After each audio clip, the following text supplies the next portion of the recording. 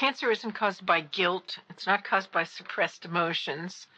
Cancer is caused by pollution and toxicity within our body. Cancer is our body's response to trying to clean out toxicity.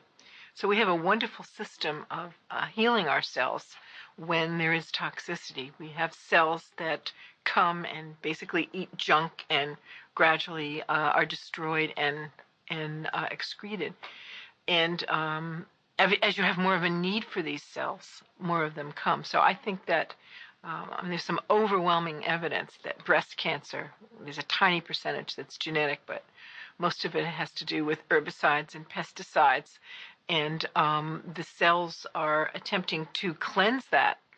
And more cells of that type are made. And it's only a matter of time before mutations occur because there's an overproduction of these cells. And then the tumor cells, they start to go out of control.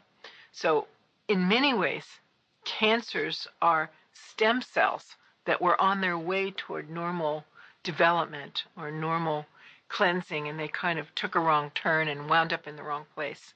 And once again, and we have published, Dr. Ruff and myself, that many tumor lines really respond to the molecules of emotion in terms of chemotaxis, moving in a certain direction.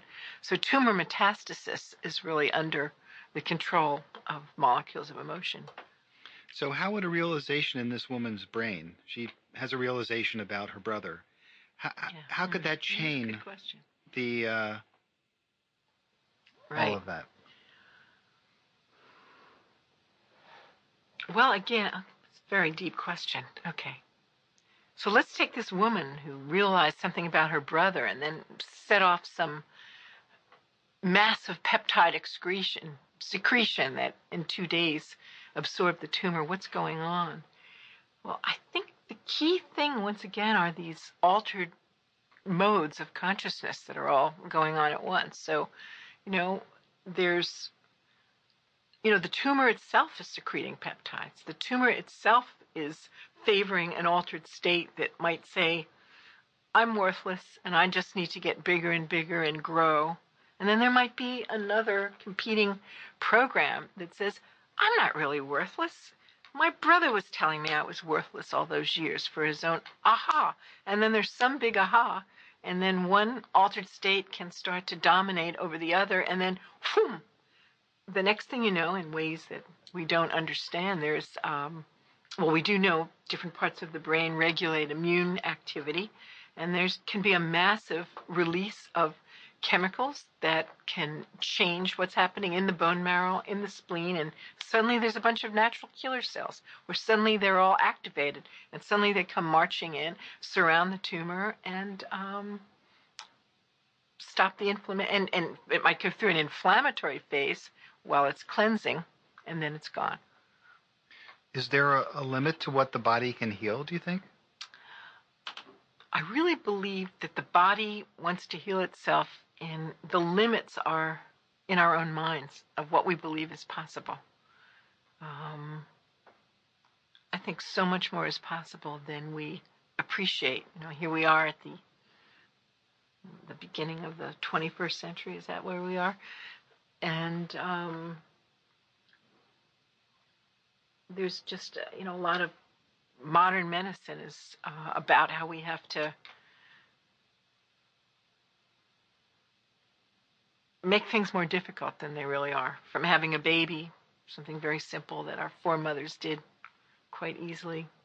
No, I think we have a really amazing ability to heal ourselves if we believe it. And do you have any scientific evidence for that? Because people are always saying, well, that's someone's theory and they're just, they're dreaming. But, we've been interviewing people, or some of the people are, well, real scientists wouldn't really, there's no scientific basis for that. Even though everyone knows of miracles, they say there's no scientific basis. So is there anything you can think of that? Well, there's accounts. There's the documentation of cancer recoveries. There's a book from the Institute of Noetic Science, which documents over 1,000 cases of, quote, miraculous healings. So miraculous healings are documented, not just in the cancer field, but in other fields.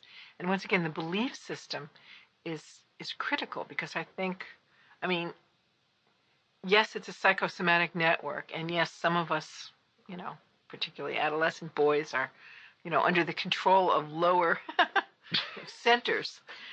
But be that as it may,